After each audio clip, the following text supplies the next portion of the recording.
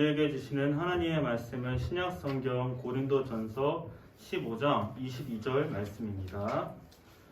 말씀을 다 같이 한 목소리로 봉독하시겠습니다. 아담 안에서 모든 사람이 죽은 것 같이 그리스도 안에서 모든 사람이 삶을 얻으리라.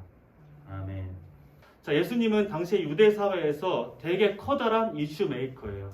예수님은 가시는 곳마다 많은 사람들을 고치시고 병든 자를 고치시고 귀신 들린 자를 고치시는 일을 하셨습니다. 또 놀라운 능력으로 여러 가지 기적들을 일으키셨죠.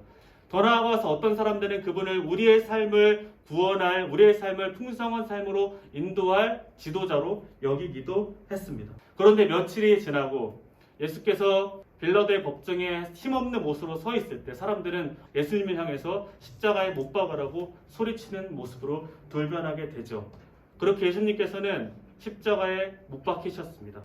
예수님은 죽음의 길인 줄 알면서도 그 길을 담담하게 걸어가셨던 것이죠. 그렇게 유대 사회를 뒤흔들었던 예수님에 대한 이야기, 예수의 스토리는 끝난 것처럼 보였습니다. 예수를 따르던 제자들은 숨어버렸고 예수를 죽이라고 손깍질하던 사람들의 광기도 사그라들었고 이제 예루살렘은 그들의 명절인 유월절을 보내며 평온한 상태가 이어졌습니다. 하지만 예수님께서는 안식 후 첫날, 즉 우리로 말하면 주일날 이 죽음을 이기시고 다시 살아나셨습니다. 이것을 통해 예수님은 자신이 누구신지 분명히 드러내셨다는 것이죠. 로마서 1장 4절에 이렇게 설명하고 있습니다. 함께 말씀 읽어볼까요? 예수님은 단순히 갈릴리 출신의 목수가 아니라 사람들의 병을 고치고 사람들을 치유하는 의사가 아니라 이 세상을 창조하시고 다스리시며 심판하시는 바로 그 하나님의 아들이라는 것을 부활을 통해 증명해 냈다는 거죠. 더 나아가 예수님께서 하나님의 아들이라는 것이 왜 중요하냐면요. 바로 예수님께서 이루신 이 십자가의 희생이 효력이 있고 이것이 온 인류를 위한 것임을 확증하기 때문입니다. 제가 죽는다고 이 세상의 죄의 문제가, 여러분의 죄의 문제가 해결될까요? 왜 안 될까요? 저는 대표할 자격도 다른 이들의 죄를 해결할 능력도 없는 사람이기 때문에 그렇습니다. 하지만 예수님은 부활하심을 통해 자신이 우리와 같은 인간이 아니라 하나님의 아들이며 동시에 그분 자체가 하나님임을 드러내셨습니다. 두 번째입니다. 예수님의 부활은 사망을 정복한 사건입니다. 첫 아담 인간이 죄를 범했습니다. 그리고 맞게 된 결과는 바로 사망, 죽음입니다.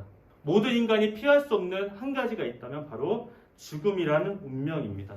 그렇게 저와 여러분도 이 죽음이란 길로 하루하루 걸어가고 있는 현실이라는 것입니다. 그런데 예수님의 부활은 이러한 죽음을 정복한, 죽음을 극복한, 사망을 극복한 사건이라는 것이죠. 사도 바울은 이렇게 선포합니다. 죽음아, 너의 승리가 어디에 있느냐? 죽음아, 너의 독침이 어디에 있느냐? 또한 로마서 8장 2절에서 이렇게 말합니다. 이는 그리스도 예수 안에 있는 생명의 성령의 법이 죄와 사망의 법에서 너를 해방하였습니다. 여기까지만 해도 부활의 의미가 놀라운 것입니다. 부활을 통해 예수님은 자신이 하나님의 아들이심을 드러냈고 부활을 통해 우리를 올가맸고 우리가 갈 수밖에 없는 이 죽음의 길을, 이 죽음의 권세로부터 우리를 해방시켜 주셨습니다. 하지만 더 중요한 마지막 한 가지 은혜가 있습니다. 예수님만 부활하는 것이 아니라 우리의 부활까지도 약속하고 있다는 것이에요. 사도 바울이 사역했던 고린도 교회에 한 가지 논쟁이 있었습니다. 그것은 무슨 논쟁이었냐면요. 부활에 대한 논쟁이었습니다. 교회 안에 몸의 부활에 대해 부인하는 자들이 있었다는 것이에요. 자, 사도 바울은 그래서요, 이 고린도 교회의 부활의 내용을 기록하고 있는데요. 바울의 이야기는 이런 의미입니다. 우리가 부활하지 않을 것이라면 그리스도도 부활하지 않았을 것입니다. 이 말을 좀 더 쉽게 바꿔보면요, 이런 말이에요. 예수님이 부활하셨기 때문에 우리도 부활할 것입니다. 그렇습니다. 예수님의 부활을 통해 우리는 우리의 부활에 대한 소망을 갖게 됩니다. 사랑하는 여러분, 우리가 40일간 사순절이라는 시간을 보내며 예수님의 십자가를 묵상했습니다.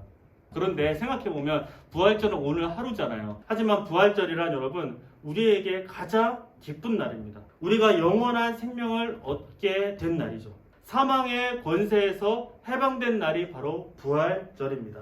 우리가 여러분이 각자가 태어난 날에 가장 기뻐하고 축하하고 가장 행복해 하듯이 우리가 영원한 생명을 얻게 된 바로 이 부활절 날이 우리가 가장 기뻐하고 가장 축하해야 될 바로 그 날이라는 것입니다. 초대교회에 주일날 예배드리게 된 이유는 무엇이냐면 바로 주일날 새벽에 예수님이 부활한 것을 기념하면서 예배를 드리기 시작했다는 것입니다. 즉 우리는 매주 예배 자리에 나올 때마다 예수님의 부활을 기억하고 우리의 부활에 대한 소망을 가지며 하나님 앞에 예배 드리게 되었다는 것입니다.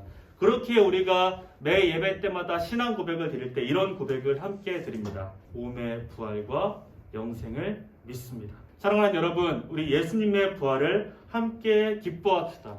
예수님께서 정말 참으로 부활하셨고 그 부활을 힘입어 우리도 반드시 부활하게 될 것입니다.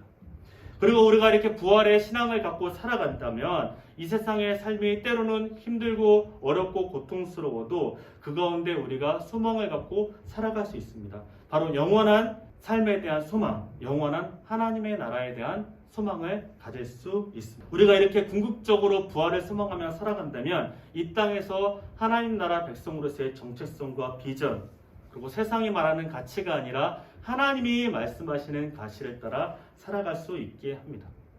부활을 기뻐하며 또 우리가 장차 맞게 될 부활에 대한 소망을 가지며 이 부활의 기쁨을 함께 경험하는 저와 여러분이 되기를 주님의 이름으로 축복합니다. 기도하시겠습니다.